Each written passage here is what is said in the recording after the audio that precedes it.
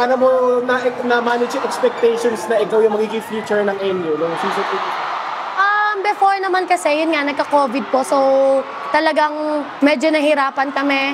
Kasi hindi kami nakakapunta sa families namin. Kahit sila, hindi sila pwedeng pupunta sa amin. Kahit malapit lang ako sa bahay namin. And ayun, thanks lang sa teammates ko kasi pag kailangan kong mag-open up or pag kailangan ko ng kasama, nalalapitan ko sila. And yung sa performance ko naman that time, kasi hindi ko naman masyado pressure yung sarili ko. Kasi going to the collegiate level, alam kong magiging mahirap talaga kasi magkaiba yung paglalaro from high school to college. And sobrang laking pasasalamat ko na lang din na kasama ko yung mga teammates ko nung high school. So hindi ako nahirapan masyado mag-adjust pagdating ko sa collegiate level. Para lang ma-remind yung ano yung mga restrictions sa inyo sa loob ng bakon? Ano pwede, ano hindi pwede? Before, nung unang-una talaga, bawal kaming like lumabas. So dorm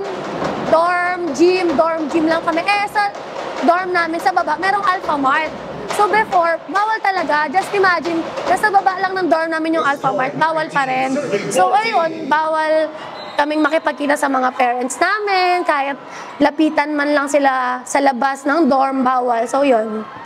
So hindi ka naman naging super rookie agad-agad? Tama ba nung high school, bago I'm for Faith Dispersion then I do? Ano ba yung pinakamahirap na part ng journey mo na ikaka-proud mo ngayon, lalo at two-time MVP and champion? Siguro yung pinakamahirap kasi nung grade 7 ako, Team B ako. Team B ako sa NU. And meron kasi kaming color coding. May green, blue, and red. Yung green, if I remember, Team A ka, sabihin lineup ka. Then the blue one, Team B, and then the red one, ano ka, tanggal ka na.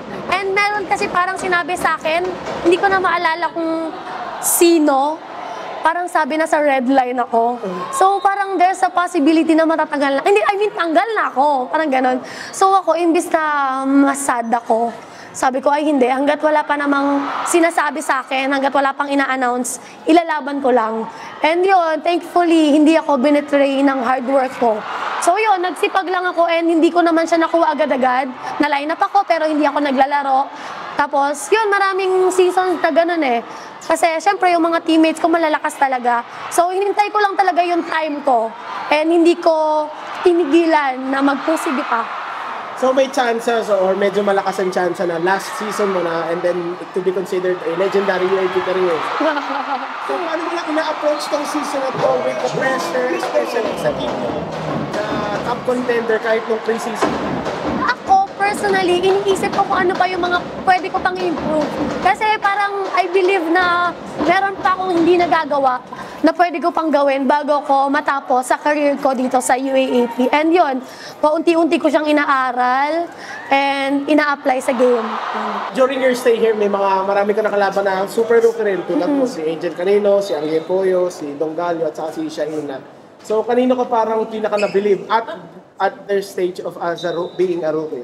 And then kanino ka parang pinaka-na-excite na makatapat? Medical timeout on today. Ako as of now, si Shaina Nitura. Kasi yun nga, grabe yung pinapakita ng bata ngayon. From her first game until nung last game niya. Grabe, kasi parang just imagine, rookie pa lang siya. Pero nag-career high siya. First game pa lang, tama po ba? Yun, so parang grabe yung respect ng bawat isa sa kanya, ng kahit na sinong team na talagang pinaghahandaan talaga yung Adamson. Lalo na siya, kasi nga, grabe siya mag-point, kaya niya mag-back row, kaya niya mag-front row, kaya niya dumepensa. So yun, I'm very excited lang na makalaban namin sila on Wednesday and paghahandaan namin sila ng maigi. Ulitin ko lang yung question sa'yo, parang anong masabi mo na parang pieces of advice para kay Shaina kasi nga maglalaban kasi yung pressure na nararamdaman mo dati siguro, nararamdaman niya ngayon, especially kayo, di ba? Kayo yung mga ate ngayon, malakas, champion, tapos sila yung parang upstart team pala. Na I think yung pressure kasi hindi na mawawala yan sa isang player. Kahit kaming mga senior na nape-pressure pa din. So I think wag lang siyang masyadong mag-isip. Hindi ko naman alam kung ano nangyayari sa kanila, sa team nila, pero sa kailangan lang siguro niyang i-enjoy and embrace yung pressure.